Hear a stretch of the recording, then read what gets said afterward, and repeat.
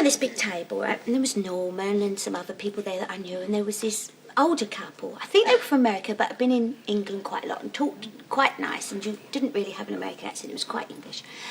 And I was sitting there. It was a lovely old boy. He was tiny, and I was sitting there gossiping away like an utter. And he said, "How old are you?"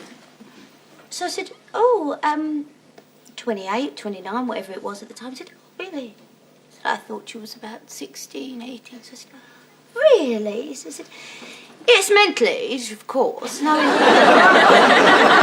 oh, cheers, you know, thanks a bunch. So we sat there a little while longer, like, and he was gossiping away, and these big long words. Well, one was so amazing that I said to him, "Excuse me, I hope you don't think I'm being rude, but what does that word mean?" And he said, "Well, it means such and such." Somebody on the table said, "No, not quite right. It actually means something else." I said, "Hold on, love, I'll consult my dictionary." So I poked down, took me ages working it out until somebody offered how to spell it.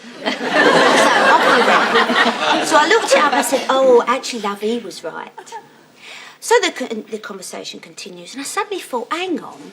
I said, "Sweetheart, look, if you know I've got that mental age," I said, "surely you're well educated enough to know that when you're talking to somebody, you talk to whoever you're with in the way that you know they will understand. Otherwise, there's no point in talking. You might as well be talking Dutch."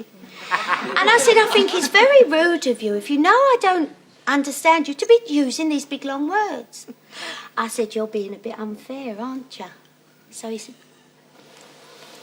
"Well said." And he was as lovely as anything after that.